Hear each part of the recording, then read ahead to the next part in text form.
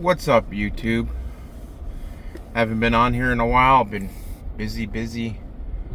Just grabbed coffee, heading off to hospice again, like I've been doing for the past 4 weeks. I haven't really been watching much YouTube, but I happened to listen to Elite's podcast last night, and some chick called in demanding respect. What the heck was her name? She had a stripper name. I'm trying to remember.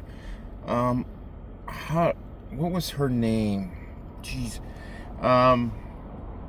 My friend told me about this trick. He goes, if you can't remember names, just work it through the alphabet, and then you'll get the name. So let's try it. A, Ashley. No. B, Brittany. C, Crystal. Yeah, Crystal. Yeah, her name was Crystal. What was her last name? Started with an M.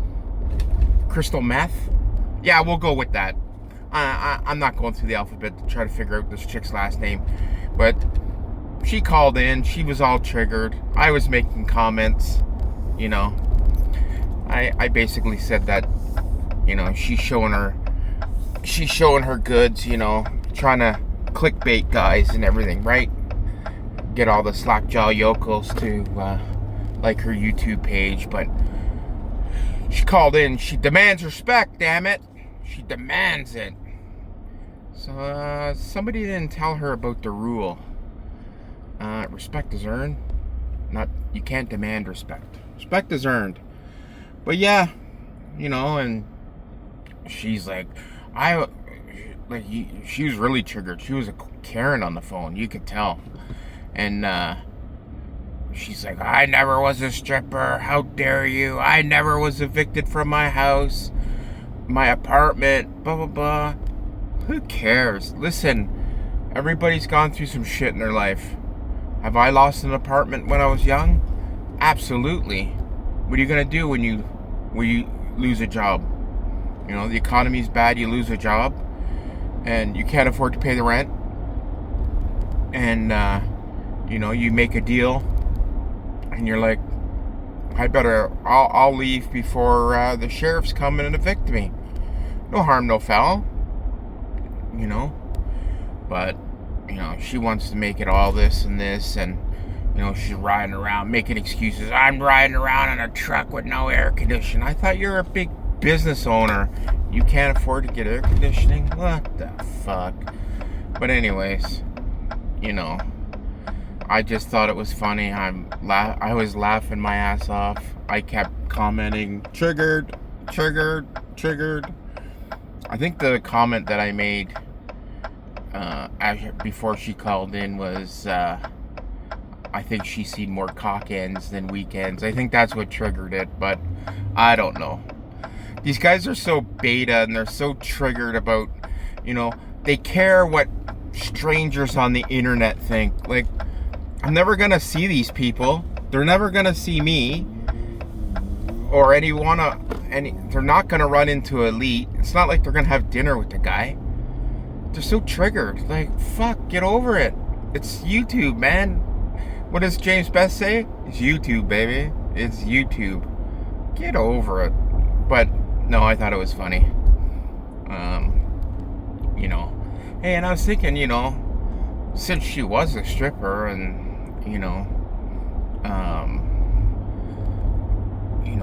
Elite could start a topless bar, titty bar.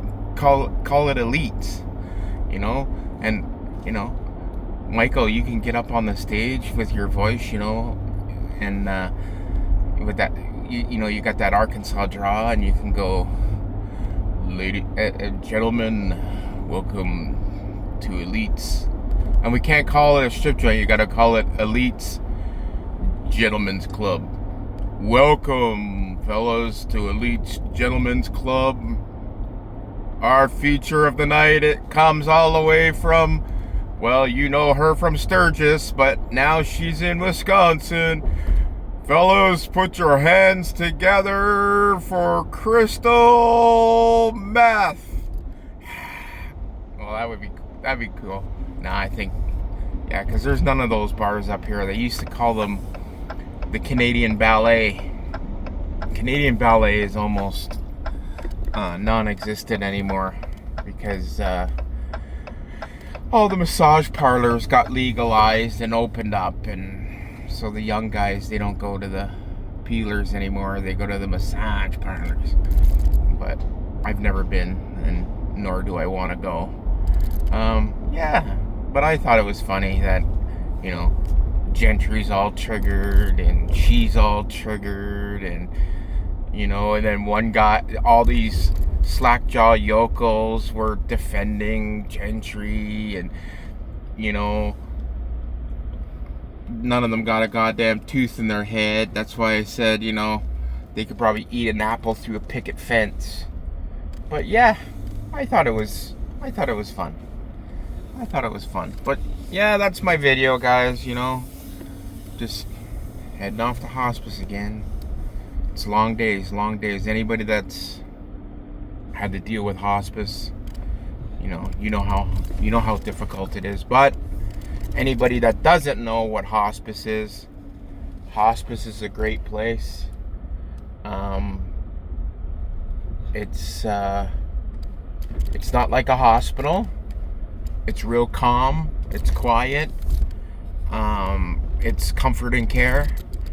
You know, if you're staying, anybody that stayed at a hospital, you know that you can't get a wink of sleep in a hospital because they're waking your ass up every hour, checking your vitals and doing this and doing that and blah blah blah. Let's do this and let's poke and prod you. Hospice, no. Hospice doesn't check your vitals because they're all there for the same thing, right? You know, they'll come in and, you know, give you the medication. They have, you know, they even have support for the families, right? They'll have lots of volunteers. Volunteers are fantastic. You know, they'll walk in, they'll see you, they get to know you. They're like, how are you doing? Do you need anything?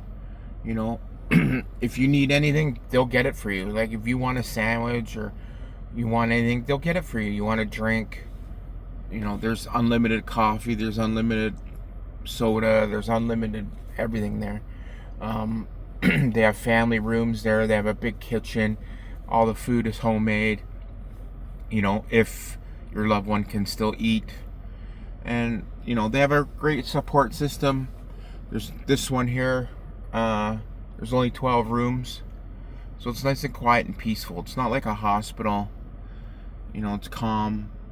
You know, I meet other families in the hallway, and then, you know, you kind of make friends and, you know, shoot the breeze about stuff because, you know, it's a long day. It's a long day being there.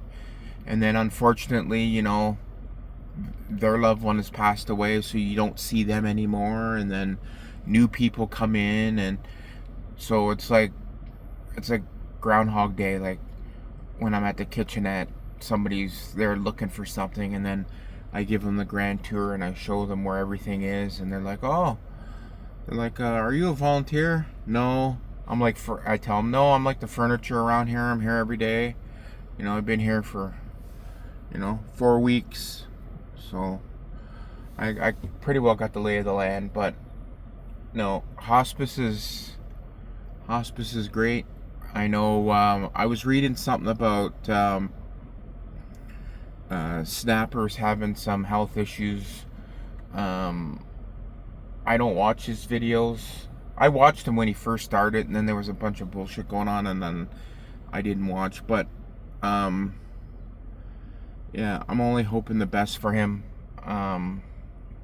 It's shitty, you know. It doesn't matter who you are. Like, there's a gentleman at the end of the hallway that he's 2 doors down from Dad's room, and no one comes to see him. No family. He could still walk around with his walker. He goes to the kitchen and eats and everything, and you know, nobody's there to chat him up or anything. And if I see him walking around, I'll talk to him, or I'll bring him over some pudding or some jello, or bring him a treat. You know, if I go out, grab something to eat, You know, like the other day, I went to Red Lobster, and then I just brought a bunch of those fresh biscuits back, and I left it in his room for him as a treat, you know, because I feel bad for the poor soul. You know, I don't know what this guy did in life, nor do I care. He's at the end of the road, and it's sad. It's sad because his family told the hospice, "We don't care. We only want to know when he's dead," and that's sad. But you know, it's sad. Sucks if you die, you know, dying alone, right? So that's what I'm trying to avoid. I'm here with him every day, and you know, now we're at the end stage. I know he hears me. I just, you know, I'm just there for the comfort and the care. And I know he's not in any pain. He's not suffering, which is a blessing, right? I know I ramble too much, but on that note, everybody, it's been a slice. Maybe when things calm down a bit, I'll make more videos, and maybe I'll do some comedy or something. Maybe I'll put on big teeth or something, and you know, funny looking straw hat, and call myself a Tim Gentry fanboy or something, and go, "Hey, stop picking on Tim. Hey, good people." Yeah, he's another shitbag. All right, peace out, everybody. You know what? Take care of yourselves. Take care of your loved ones. No one promised you tomorrow. Remember that. None of us are promised tomorrow. And you can't buy your health, and you can't buy time. So, you know what? You know, live your life to the fullest. Try to, anyways. Peace out, everybody.